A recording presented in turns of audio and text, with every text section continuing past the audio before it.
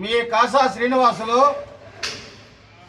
Bharatiya Janata party జిల్లా ఉపాధ్యక్షుడిగా పనిచేస్తాను. బుచ్చిరెడ్డిపాలెం అర్బన్లో కాపురం ఉంటాను. భారత ప్రధానమంత్రిగా నరేంద్ర మోదీ గారు 2014 సంవత్సరంలో ప్రధానమంత్రిగా ప్రమాణ స్వీకారం చేసిన తర్వాత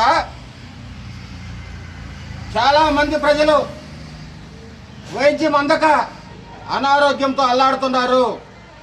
చాలామందికి వైద్యం లేని కారణంగా ప్రజలు చనిపోతున్నారని చెప్పి ఒక మంచి ఆలోచన చేసి అర్బన్ హెల్త్ సెంటర్లు, అవి కానీ నగరాలైతే అర్బన్ హెల్త్ సెంటర్లు, రూరల్ గానైతే రూరల్ హెల్త్ సెంటర్లు, అదేవిధంగా చిన్న చిన్న ఊరుల్లో ఆరోగ్య మందిరాలు, ప్రతి ఒక్కరికి వైద్యం అందాలని చెప్పి అనేక రకమైన పథకాలు తీసుకొచ్చి అర్బన్ హెల్త్ సెంటర్లు, రూరల్ హెల్త్ సెంటర్లు, ఆరోగ్య మందిరాలు నిర్మించడం జరిగింది.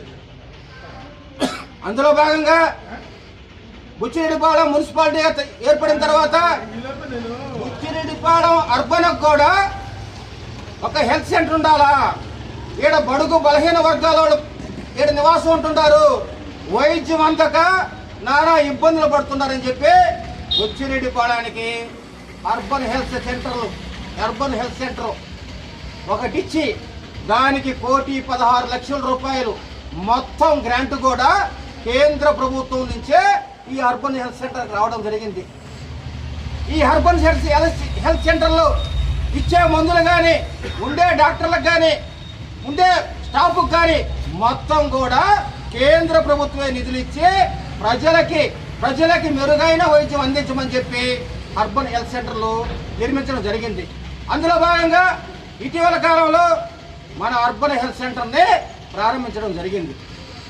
అర్బన్ హెల్త్ సెంటర్ ప్రారంభించిన తర్వాత నరేంద్ర మోదీ గారి ఫోటో లేకపోవడంతో భారతీయ జనతా పార్టీ కార్యకర్తలమైన మేము, నరేంద్ర మోదీ గారి వారసులమైన మేము, అమిత్ షా గారి సైనికులమైన మేము ఈరోజు మా సొంత నిధులతో ఏదైతే కేంద్ర ప్రభుత్వం ఏర్పాటు చేసిందో అర్బన్ హెల్త్ సెంటర్కి నరేంద్ర మోదీ గారి ఫోటోని అర్బన్ హెల్త్ సెంటర్ ఏర్పాటు చేయడం జరిగింది.